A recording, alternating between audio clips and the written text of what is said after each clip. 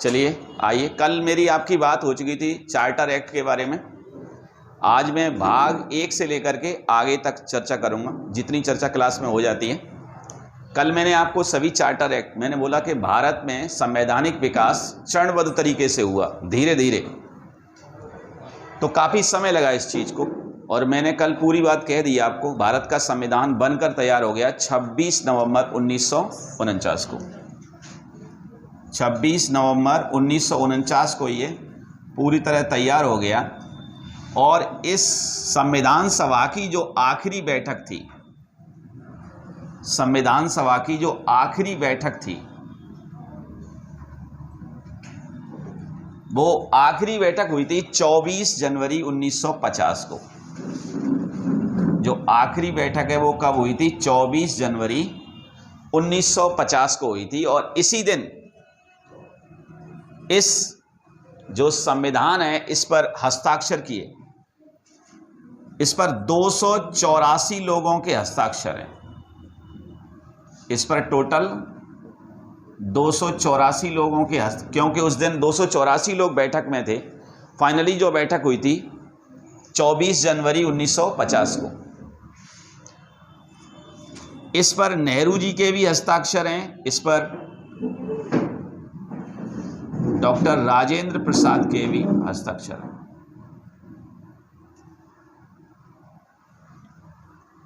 तो 24 जनवरी को आखिरी बैठक हुई थी। आपको पिछले साल पैट में एक सवाल पूछा गया था कि राष्ट्रगान को कब अंगीकार किया गया था। तो 24 जनवरी को ही राष्ट्रगान और राष्ट्रगीत दोनों को अंगीकार किया गया था। ठीक है, दोनों को। तो राष्ट्रगान को लेकर के पूछा गया था ये सवाल, ये कब इसको अपनाया गया था। तो संविधान सभा के द्वारा इसे अपनाया गया था 24 जनवरी 1950 को। 24 जनवरी 1950 को। दरअसल मैं आपको बता दूं कि राष्ट्रगान पहली बार 1911 में कांग्रेस के कोलकाता अधिवेशन में गाया गया था। ठीक है, वैसे राष्ट्रगान तो ब्रिटेन के राजा जॉर्ज पंचम और महारानी मेरी के स्वागत के लिए तैयार किया गया एक गान था। उसी में जो शब्द आता है ना, भारत भाग्य विधाता, वो उन्हीं के लिए कहा गया है, वो उन्हीं के लिए है। और राष्ट्रगान बनाया था भारत की महान विभूति रविंद्रनाथ टैगोर जी ने। उन्होंने बांग्लादेश का भी राष्ट्रगान उन्हीं, क्योंकि बंगाल में उस समय बांग्लादेश का इलाका भी आया करता था, तो उसका भी राष्ट्रगान उन्होंने ही लिखा है, रविंद्रनाथ टैगोर ने। तो वो ऐसे व्यक्ति हैं जिनके द्वारा लिखित भारत का भी राष्ट्रगान उनका है और बांग्लादेश का भी उन्होंने ही लिखा है। अमार सोनार बांग्ला 1905 में लिखा गया था स्वदेशी आंदोलन के दौरान, अमार सोनार बांग्ला। और बाद में ये अमार सोनार बांग्ला ये गीत लिखा गया था। ये गीत लिखा था रविंद्रनाथ टैगोर ने 1905 में। 1905 में स्वदेशी आंदोलन चला था ना बंगाल में, इस दौरान ये बाद में 1971 में बांग्लादेश का राष्ट्रगान बना था। 1971 में कहाँ का राष्ट्रगान बना? बांग्लादेश का। और एक राष्ट्रगान जनगण मन अधिनायक, वो भी रविंद्रनाथ टैगोर जी का है। वो पहली बार गाया गया था 1911 में। कब गाया गया था? 1911 में, कांग्रेस के कोलकाता अधिवेशन में। तो मैं आपको बताना चाहता हूं कि राष्ट्रगान स्वीकार किया गया था 24 जनवरी 1950 को। ये आखिरी बैठक हुई थी किसकी?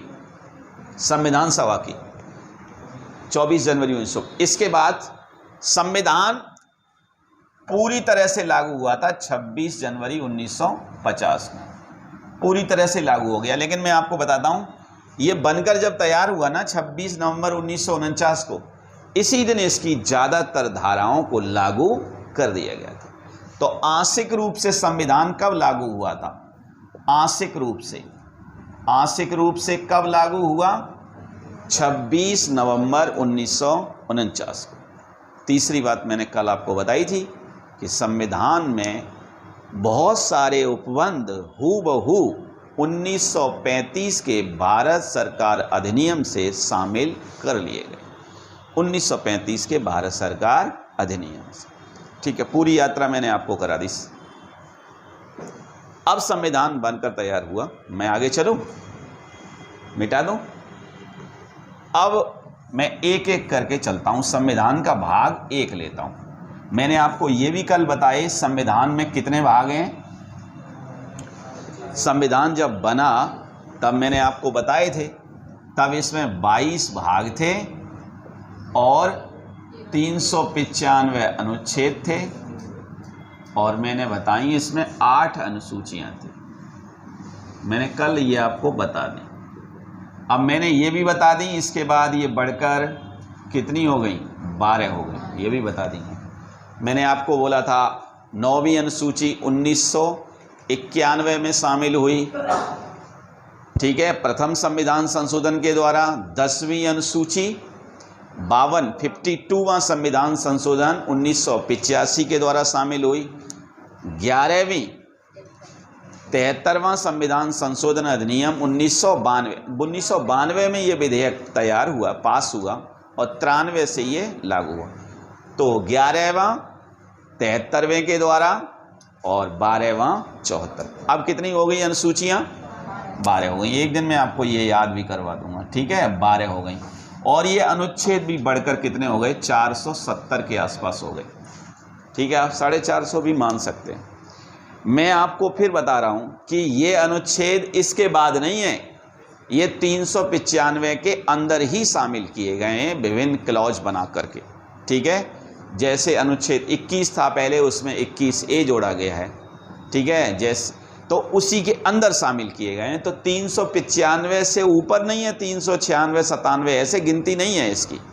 इन्हें 395 के अंदर ही क्लॉज बनाकर इनको डाला गया है। नहीं समझे आप?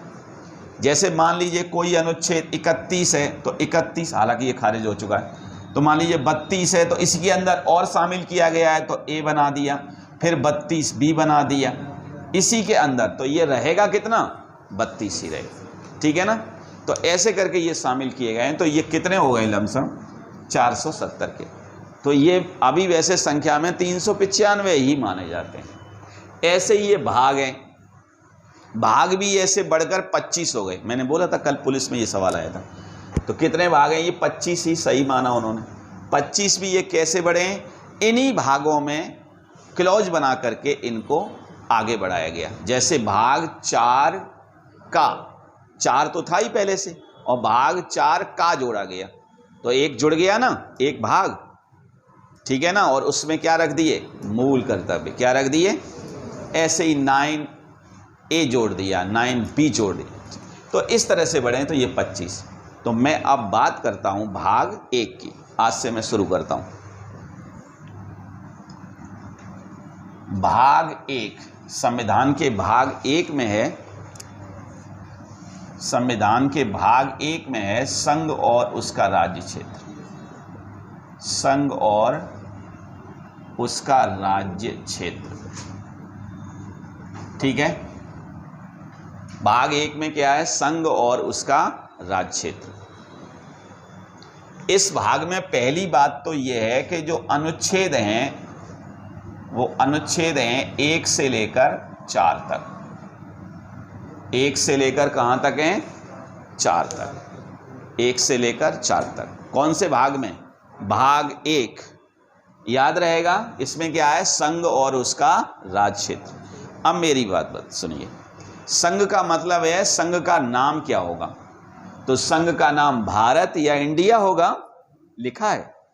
संघ का नाम क्या होगा, भारत या इंडिया होगा।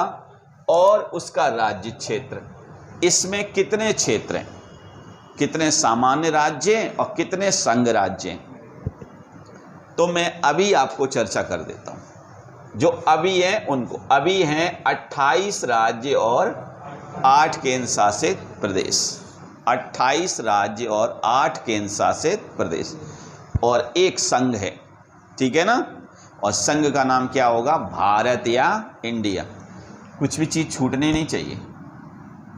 संघ का नाम क्या होगा, इंडिया या भारत होगा। और राज्य क्षेत्र 28 राज्य और 8 संघ शासित क्षेत्र। मैं आपको बता दूं, इससे पहले 29 राज्य थे और 7 संघ शासित क्षेत्र थे। अनुच्छेद 370 हटा दिया प्रधानमंत्री जी ने और उनकी सरकार ने, तो जम्मू कश्मीर नाम के 2 संघ राज्य क्षेत्र बने।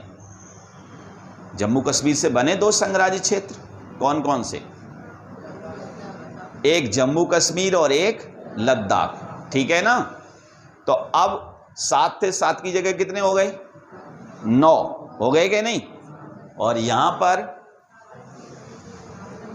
पर जो 29 राज्य हो गए थे, 29 का मतलब एक तेलंगाना और नया राज्य बना था, तो 29, तो उसकी जगह कितने हो गए, 28। फिर ये 8 कहां से आ गए, 8 ये आ गए दादर नगर हवेली और दमन दीप को, दोनों संघ राज्य थे, उनको एक कर दिया। तो अब कितने हो गए, 28 राज्य और 8 संघ शासित प्रदेश या केंद्र शासित प्रदेश। ठीक है, जब आपको इस संबंध में कोई पूछना है तो आप अलग से पूछ सकते हैं, कोई दिक्कत नहीं। अब मेरी बात सुनिए, तो ये पहला भाग हो गया अनुच्छेद 1 से 4 तक। तो अनुच्छेद 1 में क्या है, ये काफ़ी इंपॉर्टेंट बातें हैं, तो ये मैं आपको पूरी करा देता हूँ। अनुच्छेद 1 में क्या है, अनुच्छेद 1 में सभी बताइए, अनुच्छेद 3 में, और शॉर्ट में कर देता हूं अनुच्छेद 4। तो अनुच्छेद 1 में है नए राज्यों का प्रवेश, है? अच्छा, 1 में क्या है, हाँ सॉरी, ये 1 में जो बात है वो तो ऊपर लिखी है।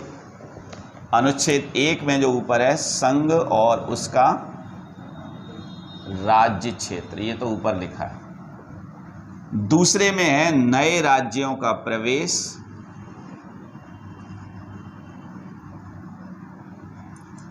और उनकी स्थापना।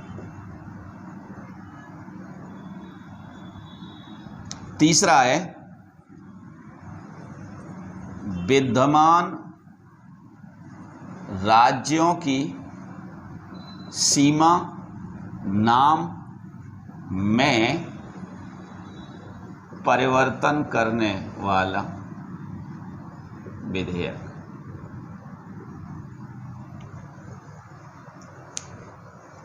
पहला अनुच्छेद संघ और उसका राज्य क्षेत्र मैंने बता दिया। एक संघ है, संघ का नाम इंडिया भारत है, राज्य क्षेत्र 28 और 8।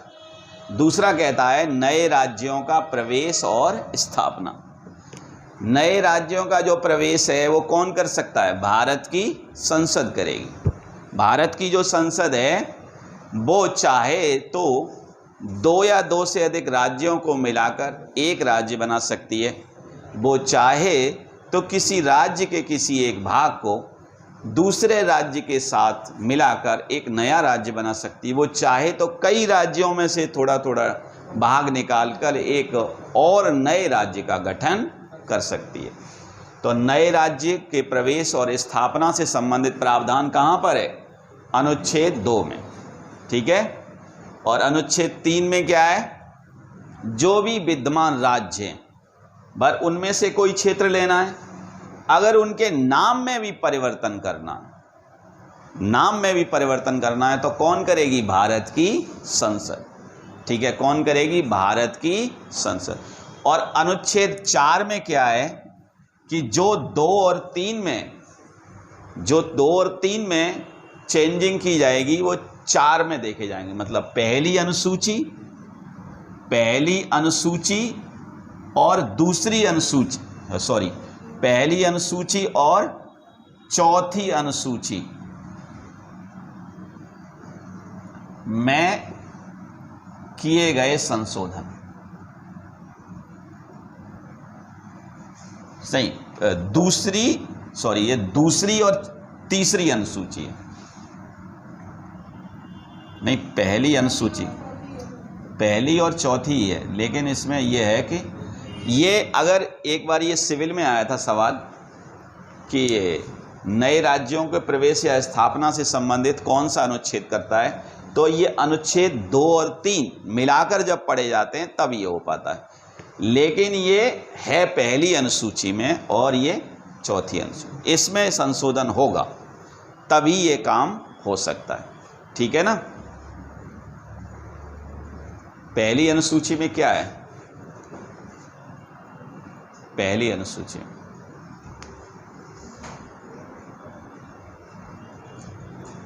सारी अनुसूचियों की एक क्लास आपको मैं अलग से डाल दूंगा, उसमें मैं ट्रिक भी आपको बता दूंगा याद करने की। ठीक है ना। पहली अनुसूची में क्या है?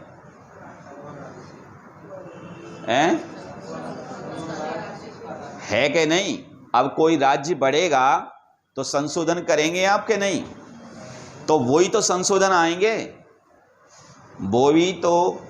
अब इसमें कुछ भी चेंज होगा तो यहाँ चेंज होगा कि नहीं? चौथे अनुच्छेद में अगर कोई राज्य बढ़ेगा या कोई राज्य घटेगा तो इधर भी उसे संशोधन करना पड़ेगा, अनुसूची में भी संशोधन करना पड़ेगा। ठीक है। तो भाग 1 में क्या है? भाग 1 में संघ और उसका राज क्षेत्र है। इसमें 4 अनुच्छेद हैं। पहले में संघ और उसका राज क्षेत्र, दूसरे में नए राज्यों का प्रवेश या स्थापना, तीसरे में विद्यमान राज्यों की सीमा और नामों में परिवर्तन करने वाले विधेयक, और चौथे में ये क्लियर हो गया। अब भाग लिखिए 2। अब भाग लिखिए 2 और भाग 2 में है नागरिकता। भाग 2 में क्या है? नागरिकता। काफी महत्वपूर्ण बातें। यहां से आपको एक सवाल जरूर रहता है, पहले वाले से कई बार ये पूछा गया है भारत क्या है। ठीक है।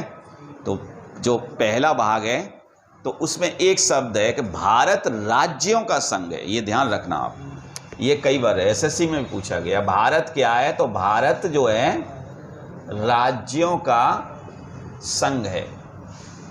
अंग्रेजी में से कहेंगे India is union of state. ठीक है। इतना याद रखेंगे आप, ये एक बार पूछा गया ऐसे। भारत क्या है? तो भारत राज्यों का, ठीक है, राज्यों का संघ ही तो है। आगे बात होगी भारत के संविधान के बारे में भी कि भारत का संविधान एकात्मक है कि संघात्मक है। तो भारत का संविधान अर्ध संघात्मक है। ये इसमें संघात्मक के लक्षण हैं अधिकतर, लेकिन कभी कभी आवश्यकता पड़ने पर ये एकात्मक भी हो जाता है। कैसा हो जाता है? एकात्मक। एकात्मक का तात्पर्य केवल शक्ति केंद्र में ही रहती है, केंद्र राज्यों पर हावी हो जाता है। ठीक है। केंद्र की बात राज्यों को माननी ही होगी। तो संविधान कैसा हो जाएगा? एकात्मक। जैसे अगर वो कभी आपातकाल लगा दे, आपातकाल आपको पता है कौन लगाता है आपातकाल? राष्ट्रपति। तो राष्ट्रपति अपने आप तो आपातकाल लगाएगा नहीं, जब लिखित में संसद देगी ना, सरकार लिखित में देगी तभी ऐसा करेगा। तो संविधान एकात्मक। तो ये याद रखना, भारत क्या है? राज्यों का संघ है। भाग 2 पे आइए और भाग 2 में है नागरिकता। भाग 2 में क्या है?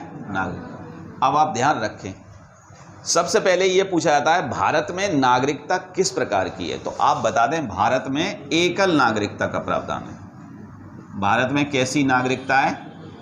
एकल नागरिकता का प्रावधान है। कौन सी नागरिकता है भारत में? एकल नागरिकता का प्रावधान है। एकल का मतलब केवल केंद्र सरकार ही नागरिकता देती है, राज्य सरकारें नागरिकता नहीं देती। कौन देता है नागरिकता? केंद्र सरकार। ठीक है। तो इसीलिए इसको क्या कहते हैं? एकल नागरिकता। क्या कहते हैं? एकल नागरिकता। भारत सरकार हर 2 वर्ष के बाद प्रवासी भारतीय सम्मेलनों का आयोजन करती है। किसका आयोजन करती है? प्रवासी भारतीय सम्मेलन। मुझे आप बताएं ये प्रवासी भारतीय सम्मेलन पहली बार किस प्रधानमंत्री के समय बुलाया गया था? ये बात इसी नागरिकता से जुड़ी हुई है। तो ये पहली बार अटल बिहारी वाजपेयी के समय बुलाया गया था, प्रवासी भारतीय सम्मेलन। ठीक है, प्रवासी भारतीय सम्मेलन। ये संभवतः 2023 का जो सम्मेलन होगा वो इंदौर में होगा। ये करंट में मैं आपको बताऊंगा, ये शायद इंदौर में होगा, शायद करंट में बताऊंगा। 17वां होगा, ये 17वां प्रवासी भारतीय सम्मेलन। मैं आपसे ये कह रहा हूँ, ये प्रवासी भारतीय सम्मेलन इसलिए बुलाया जाता है कि जो भारत से बहुत साल पहले लोग विदेशों में चले गए और विदेशों में बहुत बड़े बड़े पदों पर आसीन हुए, कोई राष्ट्रपति बना, कोई प्रधानमंत्री बना, कोई गवर्नर बना, तो उन लोगों को हम बुलाते हैं कि वो भारत के विकास में अपनी योग्यता से जो योगदान हो सकता है, अपने विवेक से वो करें। तो हमने उन लोगों को दोहरी नागरिकता, कुछ देशों को कैसी नागरिकता दी है? दोहरी नागरिकता प्रदान करी है। ठीक है, कुछ देशों के लोगों को, तो ये अलग बात है। ठीक है ना, फिर भी भारत के संविधान में दोहरी नागरिकता का प्रावधान नहीं है। कैसी नागरिकता है? एकल नागरिकता का प्रावधान है। ठीक है ना, इसका चर्चा मैंने इसलिए किया कि आप समझे। प्रवासी भारतीय सम्मेलन किस लिए बुलाया जाता है? कि वे बहुत, उनके पुरखे कभी भारत में रहते थे, वो लोग यहाँ से प्रवास कर गए, चले गए विदेशों में और बहुत उन्नति करे, बड़े बड़े पदों तक पहुँचे। हम चाहते हैं कि वो भारत के विकास में अपना योगदान दें, सो हम उन्हें बुलाते हैं। ठीक है, जैसे कई बार विदेश से लोग आए हैं और कोई भी राष्ट्रपति या प्रधानमंत्री इस सम्मेलन का अध्यक्ष होता है, उसको ये सम्मान दिया जाता है, प्रवासी भारतीय सम्मेलन। अब ये 17वां होगा।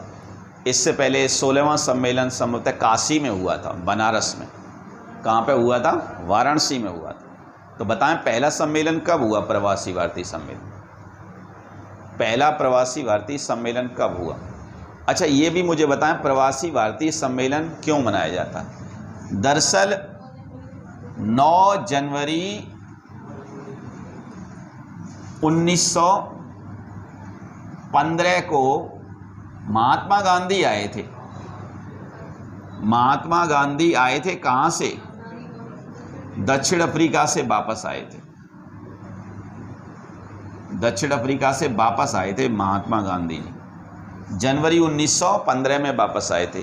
तो उन्हीं की याद में हम मनाते हैं क्या? प्रवासी भारतीय सम्मेलन। ठीक है ना, तो अब ध्यान रखना, ये इससे जुड़ा था नागरिकता से, इसलिए मैंने इसकी चर्चा की।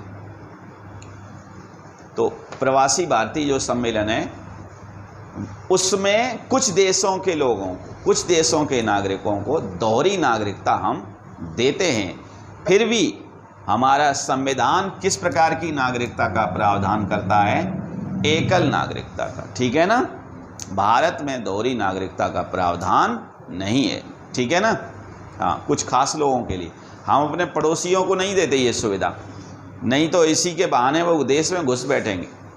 पाकिस्तान में नहीं देते हम किसी को, बांग्लादेश में भी नहीं देते हम किसी को, श्रीलंका में भी नहीं देते। हम दूर देते हैं यूरोपीय देशों को, जैसे डेनमार्क है, स्विट्जरलैंड है, इधर देते हैं हम, है ना। इधर देंगे ना तो तमिल वाले हैं लिट्टे, वो इधर घुस आएंगे, क्योंकि लिट्टों को न तो बेचारों को श्रीलंका में नागरिकता प्राप्त है और ना ही भारत में। वो ऐसे लटक गए, अंग्रेज़ों ने ऐसा काम कर गए, कुछ पूछिए नहीं। उनके बहुत साल पहले जब अंग्रेज़ों का यहाँ शासन था तो श्रीलंका पर भी उनका शासन था। वो चाय की और गन्ने की खेती के लिए तमिल से, जो तमिलनाडु प्रांत है, उससे बहुत सारे लोगों को ले गए थे। बाद में वो लोग वहीं बस गए कई पीढ़ियों तक, और आपके देश को भी आज़ादी मिल गई। 60 के दशक में श्रीलंका को भी आज़ादी मिल गई, दोनों देश आज़ाद हुए। और उन्होंने कह दिया कि ये जो लिट्टे हैं ये हमारे देश के नागरिक नहीं हैं, और आपके यहाँ से तो पहले, इतने साल पहले ही गए थे, आपने भी कह दिया आपके यहाँ भी नहीं, अब वो कहाँ जाएं? इसी के लिए बहुत बड़ा आंदोलन श्रीलंका में चला लिट्टे को। ये अलग बात है, फिर मैं इसकी चर्चा करूँगा। तो भाग 2 में किसका प्रावधान है? नागरिकता का। और नागरिकता में अनुच्छेद 5 से लेकर के 11 तक है। नागरिकता में कितने अनुच्छेद हैं? 5 से लेकर 11 तक है। इसमें जो है अनुच्छेद 5 से लेकर 11 तक।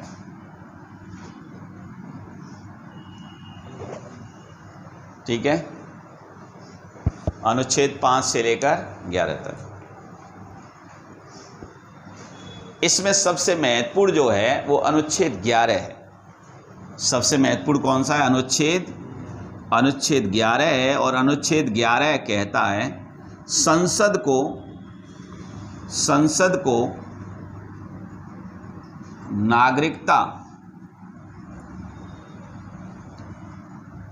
नागरिकता संबंध में संशोधन का अधिकार देता है।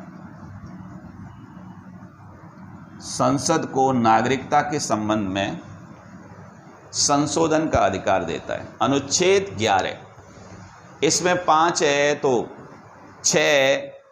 तो जैसे 6 जो लोग देश बट गया ना 1947 में भारत और पाकिस्तान, तो जो लोग पाकिस्तान से भारत आए उनकी नागरिकता का प्रावधान 6 में है। जो लोग भारत से पाकिस्तान गए उनका प्रावधान 7 में है ना। विदेशों में पैदा हुए उनके लिए अलग प्रावधान है। ठीक है ना, बहुत सारे लोग विदेश में भी तो जन्म उनका हो जाता है, उनके माता पिता में से अगर कोई एक भारतीय है तो स्वतः ही भारत की संतान हो जाते हैं, भारत के नागरिक हो जाएंगे। या कोई स्वेच्छा से देश की नागरिकता त्याग देता है, ठीक है ना, तो उसकी नागरिकता अपने आप समाप्त हो जाती है। और नागरिकता किसी को भी प्रदान करने का जो अधिकार है वो भारत की संसद को है। संसद चाहे तो कानून प्रक्रिया होती है, उसके तहत नागरिकता के संबंध में कोई भी संशोधन कर सकती है। तो संसद ने नागरिकता के संबंध में जो पहला संशोधन किया था वो 1955 में किया था। पहला संशोधन कब किया था? 1955 में। नागरिकता संशोधन अधिनियम 1955। आप पूरा लिखेंगे, नागरिकता संशोधन अधिनियम 1955 ये पहली बार पास किया। और बाद में वर्तमान ही एनडीए की सरकार ने इस नागरिकता संशोधन अधिनियम 1955 में संशोधन कर दिया और अलग से बना दिया। क्या? नागरिकता संशोधन अधिनियम क्या बनाया? कब बनाया? 2019 में। नागरिकता संशोधन अधिनियम कब बनाया? 2000। बहुत देश में इसका विरोध हुआ था नागरिकता का। आसाम में बहुत सारे लोग घुस आते हैं बांग्लादेश से। इसमें एक बड़ा विवाद और था। जिन लोगों को नागरिकता प्रदान की गई उसमें 6 समूह थे। कितने समूह थे? 6 समूह थे। उसमें हिंदू थे, जैन थे, पारसी थे, ईसाई थे, बौद्ध थे। ठीक है, लेकिन उसमें मुसलमान शामिल नहीं थे। तो बहुत सारे लोगों ने, सभी वर्गों के लोगों ने नहीं, कुछ खास वर्ग के लोगों ने इसका विरोध किया था। उन्होंने ये कहा था कि इस जो नागरिकता संशोधन है, जो सिटीजन चार्टर है, इसमें मुसलमानों को भी शामिल करना चाहिए। सरकार का ये तर्क था कि आसपास के बहुत सारे देश मुस्लिम हैं और वहाँ सभी को नागरिकता के दरवाजे खुले हैं, केवल गैर मुस्लिमों के लिए ही रास्ते बहुत कम हैं। तो इसीलिए किया गया। तो नागरिकता के संबंध में संसद का फाइनल जो संशोधन हुआ है वो कब हुआ है? 2019 में। कब हुआ है? 2019 में। तो 1955 के अधिनियम में ही संशोधन किया था। अब आप मुझे ये बताओ, इसमें किन किन को नागरिकता प्रदान की गई थी सरकार के द्वारा? तो एक तो सिख थे, एक बौद्ध थे, और एक जैन थे, एक ईसाई थे, एक पारसी थे, और एक समूह हिंदुओं का था। ये 5 लोग थे। सरकार ने इसके लिए एक तिथि निर्धारित की थी सन 2014 की। सन 2014 तक इन धर्मों से संबंधित लोग अगर भारत के बाहर बांग्लादेश, अफगानिस्तान है ना, या पाकिस्तान से आए हैं, ठीक है ना, यहीं से आए होंगे अगर इससे संबंधित हैं, क्योंकि बांग्लादेश भी बड़े पैमाने पर मुस्लिम है उसमें, और पाकिस्तान में तो आपको पता है उनकी काफ़ी हिंदू थे। जब देश आज़ाद हुआ तो पाकिस्तान में हिंदुओं की संख्या अच्छी खासी थी। धर्म परिवर्तन करा करा के उन्होंने वो संख्या घटाकर बहुत कम कर दी, सब जानते ही हैं आप। तो इन धर्मों से संबंधित अगर जो नागरिक बांग्लादेश से, पाकिस्तान से, है ना, या अफ़गानिस्तान से आए हैं 2014 तक जो आ चुके हैं, उन्हें नागरिकता प्रदान करने की बात सरकार ने कही थी और नागरिकता प्रदान भी कर दी। ठीक है ना, एक तिथि दी थी सन 2014 में, कहा कि इस तारीख तक आए हैं तो उन्हें नागरिकता प्रदान की जाएगी। सरकार भी उनकी 2014 में ही बनी थी, तो तभी से उन्होंने कर दिया। उस समय तक जो भी आए उन्हें नागरिकता दे दी। इसमें मुस्लिम नहीं है, ये ध्यान रखना। तो फाइनली जो सबसे लास्ट नागरिकता संशोधन हुआ है वो कब हुआ है? 2019 में। और किन को दी गई है? इन 6 लोगों को दी गई है। ये क्लियर हो गया। तो भारत में कैसी नागरिकता? एकल नागरिकता। ठीक है, नागरिकता कौन प्रदान करता है? संघ सरकार। ठीक है, कौन प्रदान करती है? संघ सरकार, केंद्र। और इसमें अनुच्छेद 5 से लेकर 11 तक। इसके बाद भाग आता है 3। इसके बाद भाग आता है 3, और भाग 3 में मूल अधिकार हैं और भारत के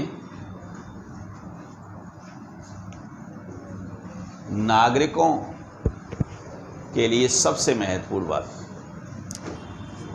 भाग 3, ये मूल अधिकार केवल भारतीय नागरिकों को ही प्राप्त नहीं है, इसमें से कुछ जो हैं विदेशियों को भी हैं। ठीक है, तो भाग 3 में क्या है? मूल अधिकार। अगर आपसे पूछा जाए ये मूल अधिकार कहाँ से ग्रहण किए गए हैं, तो संयुक्त राज्य अमेरिका से ग्रहण किए गए। मैं आपको बता दूं, संयुक्त राज्य अमेरिका के मूल संविधान में मूल अधिकार नहीं थे। ठीक है, मूल संविधान में ये अधिकार नहीं थे, इनको बाद में शामिल किया गया। सबसे पहले मूल अधिकारों का विकास ब्रिटेन में हुआ था 1215 में। वहाँ के नागरिकों ने सम्राट जॉन को कुछ अधिकार देने के लिए मजबूर कर दिया था। तो मूल अधिकारों का विकास सबसे पहले कहाँ हुआ? ब्रिटेन में। कब हुआ? 1215 में। अगर आपसे पूछा जाए इनका जो विकास हुआ है पहली बार कहाँ हुआ है? ब्रिटेन में, जब सम्राट जॉन है ना, जॉन, उनको 1215। कब? 1215। इंग्लैंड में आपको पता है महाराजा और महारानी का शासन होता पहले से। इनको कुछ अधिकार देने के लिए बेबस कर दिया गया था। अमेरिका का जो संविधान बना था मूल रूप से उसमें भी मूल अधिकार नहीं थे, बाद में उनको शामिल किया गया था। और भारत में जो मूल अधिकार हैं वो कहाँ से ग्रहण किए गए? अमेरिका से। अगर मैं आपसे कहूँ ये कहाँ तक हैं, तो ये अनुच्छेद 12 से लेकर 35 तक है। ठीक है, अब अनुच्छेद 12 में क्या है, अनुच्छेद 13 में क्या है, 14, 15, 16 मैं आपको लिखाऊंगा, सब अलग अलग। अनुच्छेद 12 में मूल अधिकारों की परिभाषा है। 12 में क्या है? मूल अधिकारों की परिभाषा। 13 में मूल अधिकारों को अल्पीकरण करने वाले, जो अल्पीकरण करेंगे उससे संबंधित प्रावधान है। जो मूल अधिकारों को क्या करते हैं? कम करते हैं, अल्पीकरण करने का प्रावधान। मेरी बात सुनिए, ये मूल अधिकार निलंबित किए जा सकते हैं, इन्हें कोई भी व्यक्ति भारत में आपसे छीन नहीं सकता, न भारत में न विदेश में कहीं। विदेश तो मतलब ही क्या है? विदेशियों को। तो ये अगर मैं आपसे पूछूं ये मूल अधिकार जो हैं कभी भी समाप्त नहीं हो सकते। पहली बात ये समझना, ये कभी भी समाप्त, ये क्या किए जा सकते हैं,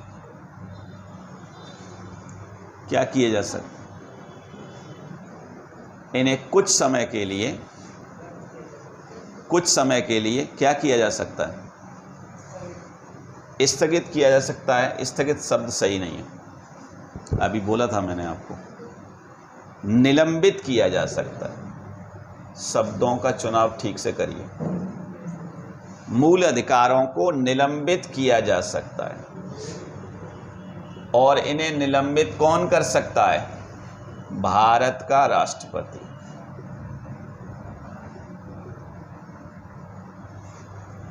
ठीक है, भारत का राष्ट्रपति। सरकार चाहे, संसद, सरकार नहीं, संसद चाहे तो मूल अधिकारों में संशोधन कर सकती है, लेकिन उनको कम नहीं कर सकती। ये ध्यान रहे, मूल अधिकारों को संसद जो है इनको कम नहीं कर सकती, और ना ही इन्हें समाप्त कर सकती है। ना इन्हें कम कर सकती है और ना इन्हें समाप्त कर सकती है। मूल अधिकार थोड़े समय के लिए निलंबित किए जा सकते हैं। जब कभी देश में आपातकाल लागू हो, और एक बात और महत्वपूर्ण ध्यान रखें आप, मूल अधिकार जब भी निलंबित होंगे तो आपसे पूछा गया, ये कई परीक्षाओं में पूछा गया कि कौन से मूल अधिकार सबसे पहले समाप्त होते हैं। तो अनुच्छेद जो 19 है, अनुच्छेद 19 में जो वर्णित मूल अधिकार हैं, ये सबसे पहले समाप्त होंगे। जो अनुच्छेद 19 में मूल अधिकार हैं वो सबसे पहले समाप्त होंगे। अनुच्छेद 19 में जो मूल अधिकार हैं वो सबसे पहले समाप्त होंगे। चलिए आइए, अब आप ये बताइए कि मूल अधिकार संख्या में कितने हैं। तो संख्या में ये पहले 7 थे और अब कितने हैं? 6 हैं। सैकड़ों बार ये पूछा गया जो 7वां अधिकार है उसे किस संविधान संशोधन के द्वारा कहाँ रख दिया गया है। तो मैं बताऊं, जो 7वां था वो संपत्ति का अधिकार था। कौन सा अधिकार था? और संपत्ति का जो अधिकार था, इसको 44वें संविधान संशोधन द्वारा, 44वें संविधान संशोधन द्वारा 1978 में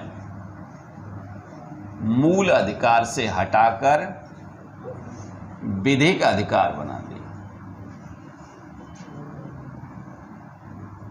क्या बना दिया? विधिक अधिकार बना दिया। मूल अधिकार से हटाकर क्या बना दिया? विधिक अधिकार बना दिया। मैं इसे हटा दूं? हटा दूं इसे? जवाब दिया करिए।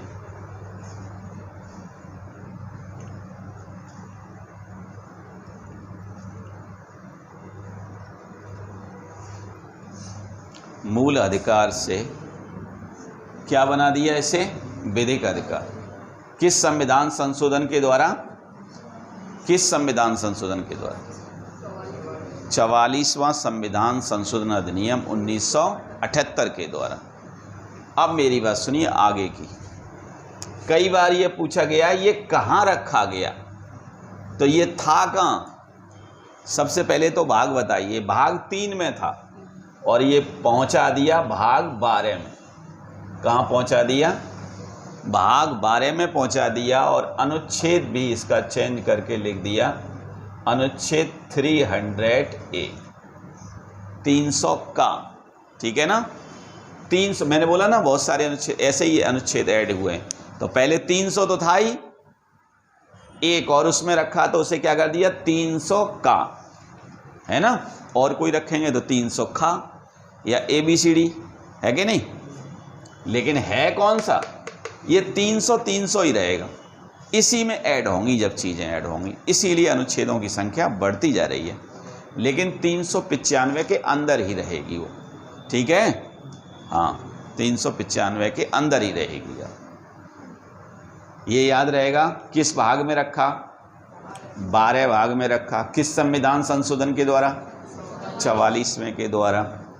कहाँ पे रखा? अनुच्छेद 300A 300 का में रखा। क्लियर होगी बात? तो अब मूल अधिकार कितने बचे? 6 बचे, ठीक है ना। आ जाओ। जो पहला मूल अधिकार है वो है समानता का।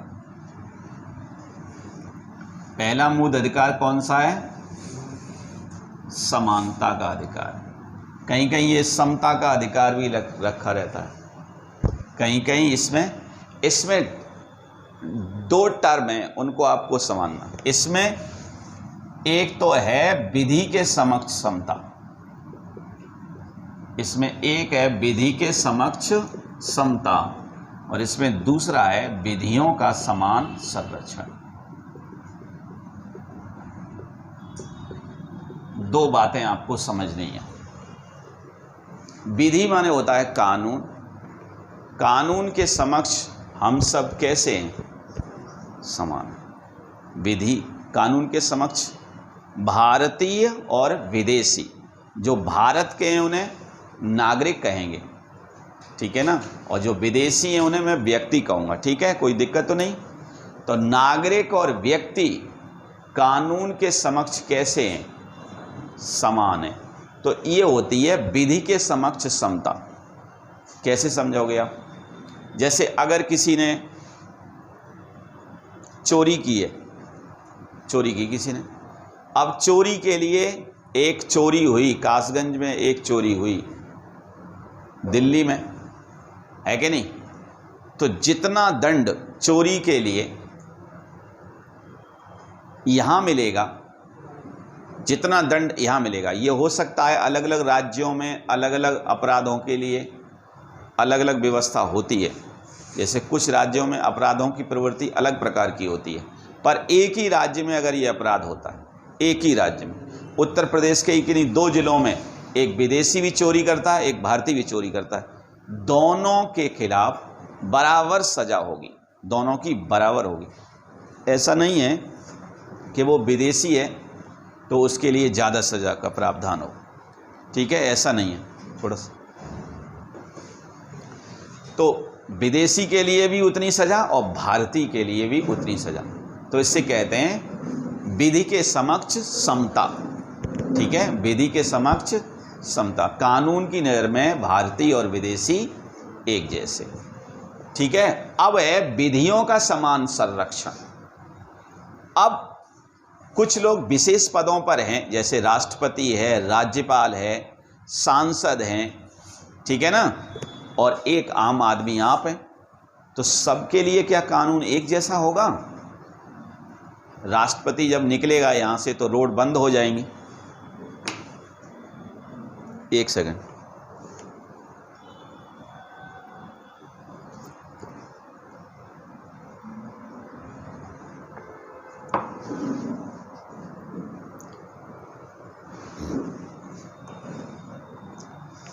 तो आपके लिए तो ये व्यवस्था नहीं होगी, तो अलग समान प्रकार के लोगों पर समान प्रकार का कानून लगेगा। मतलब जो भी कानून होगा वो समान प्रकार के लोगों पर समान प्रकार से कार्य करेगा। ये विधियों का होता है समान संरक्षण। इसमें आप ये नहीं कह सकते कि उसके लिए कानून अलग है और आपके लिए अलग। हाँ, अगर कोई सांसद है तो सारे सांसदों के लिए एक ही प्रकार की व्यवस्था होगी, ठीक है, सभी के लिए एक होगी। अगर आम नागरिक हैं तो एक ही प्रकार की व्यवस्था होगी। कोई संवैधानिक पद पर बैठा हुआ है तो उसके लिए एक आम नागरिक से कुछ बेहतर व्यवस्थाएं होंगी और छूट होगी। जैसे आपको पता है राष्ट्रपति और राज्यपाल जब अपने पद पर होते हैं तो उनके खिलाफ भारत के किसी भी न्यायालय में कोई सुनवाई नहीं होती है कि नहीं। और आप अगर अपराध कर दें या एक सांसद अपराध कर दे, सांसद, उसके खिलाफ सुनवाई हो जाएगी। तो कानून उनका अलग है। राष्ट्रपति और राज्यपाल के खिलाफ पद पे रहते हुए पूरे भारत के किसी भी न्यायालय में कोई सुनवाई नहीं हो सकती, ये नियम है। लेकिन सांसद के खिलाफ अगर सांसद लोकसभा का है और लोकसभा अध्यक्ष अनुमति दे दे तो उसके खिलाफ कोई भी आपराधिक कार्रवाई की जा सकती है, कोई भी किसी भी प्रकार की कार्रवाई की जा सकती है। आपराधिक कार्रवाई तो वैसे भी की जा सकती है, अन्य प्रकार की भी कोई कार्रवाई होगी तो अध्यक्ष की अनुमति से शुरू की जा सकती है। ठीक है, तो ये विधियों का समान संरक्षण और विधि के समक्ष समता। तो कानून की नज़र में भारतीय और विदेशी सब कैसे हैं? एक जैसे। अब समानता का जो अधिकार है इसमें एक अनुच्छेद ये 14 से लेकर के अनुच्छेद 18 तक है। ये पहला अधिकार अनुच्छेद 14 से लेकर कहाँ तक है? 18 तक है। तो ये सबसे ज़्यादा पूछा जाता है। अनुच्छेद 14 आप लिखिए 15, 16, 17 और 18। तो 14 में है, 14 में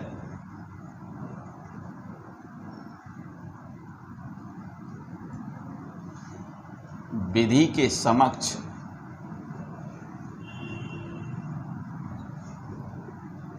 समानता।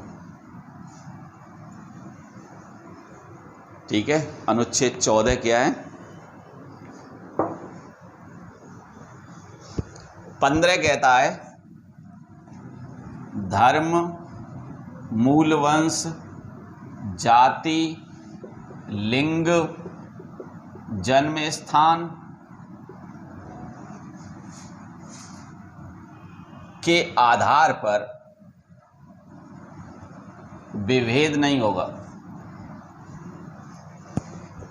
अगर मैं आपसे पूछूं, अगर एक बार सवाल आया था कि कौन सा अनुच्छेद भारतीय और विदेशियों के बीच मतभेद नहीं करता, तो यही अनुच्छेद 14 जो है ये भारतीयों और विदेशियों के बीच मतभेद, मैंने आपसे बोला था ना, विधि के समक्ष क्या है?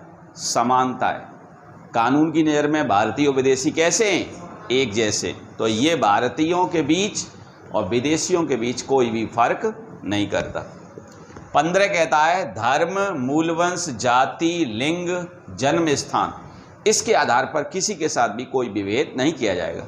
चाहे किसी का कोई भी धर्म हो, चाहे कोई किसी भी वंश में पैदा हुआ हो, चाहे रजवाड़े में पैदा हुआ हो, चाहे आम आदमी पैदा हुआ हो, चाहे किसी की कोई भी जाति हो, चाहे कोई सवर्ण हो, चाहे कोई दलित हो, चाहे कोई महिला हो, चाहे कोई पुरुष हो, चाहे इसके अलावा हो कुछ, है ना, चाहे उसका जन्म बम्बई में हुआ हो, चाहे दिल्ली में, चाहे किसी गांव में, है कि नहीं, इसके आधार पर किसी के साथ कोई भेद नहीं किया जाएगा। ठीक है, ये 15 कहता है। और 16 कहता है लोक नियोजन के अवसर की समानता। लोक नियोजन के अवसर की समानता, इसका मतलब यह है, लोक नियोजन का मतलब होता है राज्य या केंद्र, जो सरकारी जितनी भी नौकरियां हैं वो लोक नियोजन मानी जाती। सभी सरकारी नौकरियां क्या हैं? लोक नियोजन। और इसमें कोई भी व्यक्ति अप्लाई कर सकता है, सबके लिए समान अवसर है। जितनी भी सरकारी नौकरियां हैं, किसी के साथ मतभेद है? सभी लोगों के लिए एक समान अवसर प्रदान किए जाते हैं, अनुच्छेद 16 कहता है। और सबसे ज़्यादा परीक्षाओं में पूछा गया अनुच्छेद 17, और ये है अस्पृश्यता का अंत। मतलब भारतीय कानून के अनुसार अब कोई छुआछूत नहीं करेगा। छुआछूत क्या कर दिया? समाप्त। और अगर कोई भी छुआछूत करता है तो उसके खिलाफ क्या होगी? कार्रवाई होगी। ठीक है, और जिसके लिए करते हो उसके मूल अधिकारों का उल्लंघन माना जाएगा। उसके मूल अधिकारों का क्या माना जाएगा? उल्लंघन। और 18 में है उपाधियों का अंत। 18 में क्या है? उपाधियों का अंत। पहले लोग उपाधियां धारण करते थे ना, महाराजा, धीराज, ये वो दुनिया की उपाधियां। अब भारत सरकार ने सभी प्रकार की उपाधियों को क्या कर दिया? समाप्त कर दिया। तो ये पहला वाला हो गया। 14 समानता सभी के साथ, धर्म, मूल वंश, जाति, लिंग, जन्म स्थान के आधार पर विभेद का प्रतिषेध। 16 लोक नियोजन के अवसर की समानता। 17 छुआछूत का अंत। और 18 उपाधियों का अंत। पहला कौन सा है? समानता। दूसरा, तो ये कहाँ से कहाँ तक है? 14 से 18। 2 अनुच्छेद और रह गए, ये पूछे गए थे एक बार। तो 12 में परिभाषा है किसकी? मूल अधिकारों। और 13 में उन विधियों का उल्लेख है जो मूल अधिकारों का अल्पीकरण करती हैं। ठीक है, मूल अधिकारों का रक्षक कौन है? आप मुझे ये और बताइए, इन मूल अधिकारों का रक्षक कौन है? सबसे बड़ा रक्षक है सुप्रीम कोर्ट। आप कोर्ट में ही तो जाओगे। मूल अधिकारों का रक्षक कौन है? Supreme court. ठीक है ना, मूल अधिकारों का रक्षक कौन है? सुप्रीम। आप चाहो तो हाई कोर्ट भी जा सकते हो, और आप सीधे चाहो तो सीधे सुप्रीम कोर्ट जा सकते हो। ठीक है, किस अनुच्छेद के तहत? ये हटा दूं मैं आपको। अनुच्छेद 32 के तहत सुप्रीम कोर्ट 5 प्रकार की रिटें जारी कर सकता है। ठीक है ना, 5 प्रकार की रिट जारी कर सकता है। तो कुल मिला के मूल अधिकारों का सर्वोच्च रक्षक कौन है? Supreme court. ठीक है, आपके खिलाफ कोई आपराधिक कार्य होता है तो आप जिला न्यायालय जिसे जाएंगे, पहले जिला न्यायालय में जाएंगे, फिर उच्च न्यायालय में जाएंगे और उसके बाद सर्वोच्च न्यायालय में जाएंगे। लेकिन मूल अधिकारों के उल्लंघन की दिशा में आप सीधे कहाँ जाएंगे? सर्वोच्च न्यायालय भी जा सकते हैं। अब दूसरा लिखिए आप, स्वतंत्रता का अधिकार। दूसरा मूल अधिकार कौन सा है? स्वतंत्रता का अधिकार।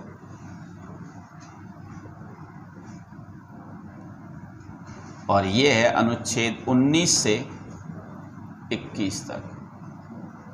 ये अनुच्छेद 19 से 21 तक,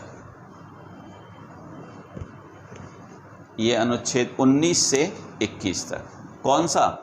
स्वतंत्रता का अधिकार। और मैंने आपको अभी बता दिया, अनुच्छेद 19 में 6 प्रकार की स्वतंत्रताएं। क्या प्रकार की हैं? 6 प्रकार की हैं। और ये सबसे पहले समाप्त होती हैं जब मूल अधिकार निलंबित किए जाते हैं तब। ध्यान रहेगा ना आपको, जब भी मूल अधिकार निलंबित किए जाते हैं तो सबसे पहले कौन सा अनुच्छेद समाप्त होता है? 19।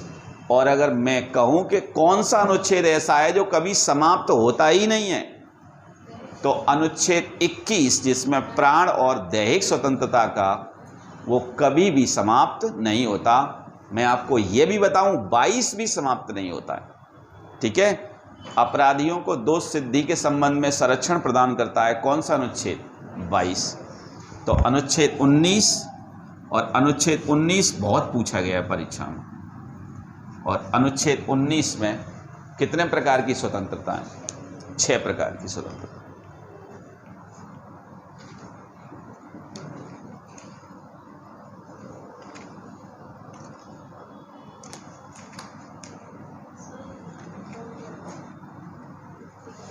घूम गया,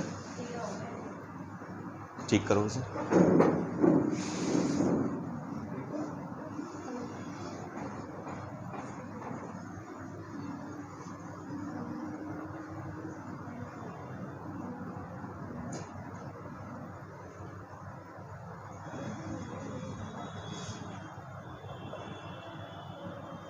चलिए, तो अनुच्छेद 19 में है वाक और अभिव्यक्ति की स्वतंत्रता। वाक और अभिव्यक्ति की स्वतंत्रता मतलब आपको अपने विचार प्रकट करने की क्या है? पूरी आज़ादी। आप कुछ भी बोल सकते हैं और अपने विचारों को प्रकट कर सकते हैं। लेकिन आप ऐसा नहीं है कि आप देश के खिलाफ बोलें, है ना, और आप ऐसा भी नहीं है संवैधानिक पदों पर बैठे लोगों के खिलाफ बोलें, क्योंकि उनको अधिकार मिले हुए हैं। ठीक है, जैसे आप राष्ट्रपति के खिलाफ बोलेंगे तो उनको अधिकार मिले, जैसे आप किसी भी न्यायालय के खिलाफ बोलेंगे तो उनको अपने उनके अधिकारों का हनन होगा ना। तो आप बोल सकते हैं, लेकिन आप की एक सीमा है बोलने की, उसी में आप बोल सकते हैं। जहां किसी और के अधिकारों का हनन न होता हो वहीं तक आप बोलेंगे। ठीक है, तो अनुच्छेद 19 में किसकी है? वाक और अभिव्यक्ति की। इसमें 6 प्रकार की स्वतंत्रताएं, क्रम से आप लिखिए। 6 प्रकार की बताइए।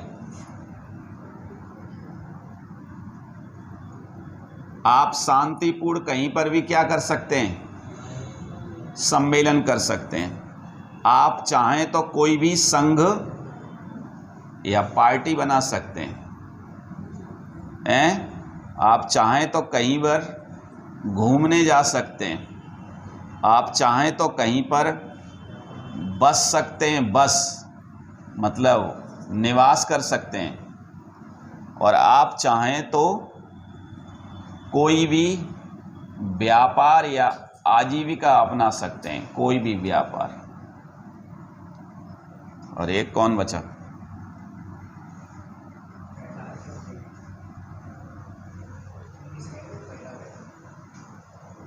शांतिपूर्ण सम्मेलन कर सकते हैं।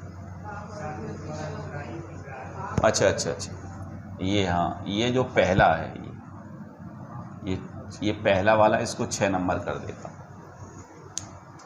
पहला वाला जो है, बोल दिया मैंने, वाक और अभिव्यक्ति की स्वतंत्रता। ठीक है, एक बार पूछा गया था समाचार पत्रों को जो स्वतंत्रता है वो किस अनुच्छेद के तहत प्राप्त है, तो ये इसी के तहत प्राप्त है। ठीक है, प्रेस की जो स्वतंत्रता है, याद रखना, ये आ चुका कई परीक्षाओं में। प्रेस की जो स्वतंत्रता है वो किसके तहत प्राप्त है, अनुच्छेद 19 के तहत, वाक और अभिव्यक्ति के तहत प्राप्त है। ठीक है ना, प्रेस की स्वतंत्र, समाचार पत्रों की स्वतंत्रता। समाचार पत्रों पर किसने प्रतिबंध लगाया था, कई लोगों ने लगाया था, लेकिन लॉर्ड लिटन का नाम बहुत आता है उसमें। और समाचार पत्रों का मुक्तिदाता चार्ल्स मेटकाफ को कहा जाता है, चार्ल्स मेटकाफ को। चलिए वो अलग बात है। तो पहला कौन सा है अनुच्छेद 19 में, वाक और अभिव्यक्ति की स्वतंत्रता। दूसरा कौन सा है, कहीं पर भी शांतिपूर्ण सम्मेलन कर सकते हैं। आप किसी का पुतला जला सकते हैं, पुतला नहीं जलाते हैं लोग, है कि नहीं, जुलूस निकाल सकते हैं, लेकिन आपको मजिस्ट्रेट की परमिशन चाहिए इसके लिए। ठीक है ना, मजिस्ट्रेट आपको अक्सर परमिशन दे देता है अगर शांति व्यवस्था भंग ना हो तो। ठीक है ना, आप कोई भी जुलूस निकाल सकते हैं, पुतला जला सकते हैं। तो ये शांतिपूर्ण कोई भी सम्मेलन कर सकते हैं। आप कोई भी संघ या पार्टी बना सकते हैं। आप चाहें तो पूरे देश में कहीं भी घूमने जा सकते हैं। आप चाहें तो देश के किसी भी भाग में आप निवास कर सकते हैं। पहले जम्मू कश्मीर में आपको निवास का अधिकार नहीं था, अब अनुच्छेद 370 समाप्त हो गया, तो आप चाहें तो जम्मू कश्मीर में भी निवास कर सकते हैं। और आप चाहें जो व्यापार कर सकते हैं, कोई आजीविका, कोचिंग खोल लो, व्यापार कर लो, परचूनी की दुकान खोल लो, जो चाहो सो कर लो। ये आपको कितनी तरह की स्वतंत्रता मिली है, 6 प्रकार की। ठीक है, क्या प्रकार की मिली है, 6 प्रकार की।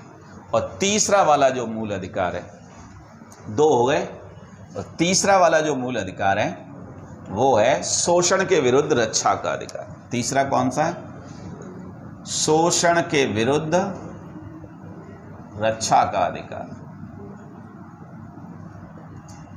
शोषण के विरुद्ध रक्षा का अधिकार, और ये है अनुच्छेद 23 और 24। ये बहुत महत्वपूर्ण है, मैं इसके बारे में आपसे कल चर्चा करूंगा। इसके बारे में आपसे कल चर्चा करूंगा। धन्यवाद।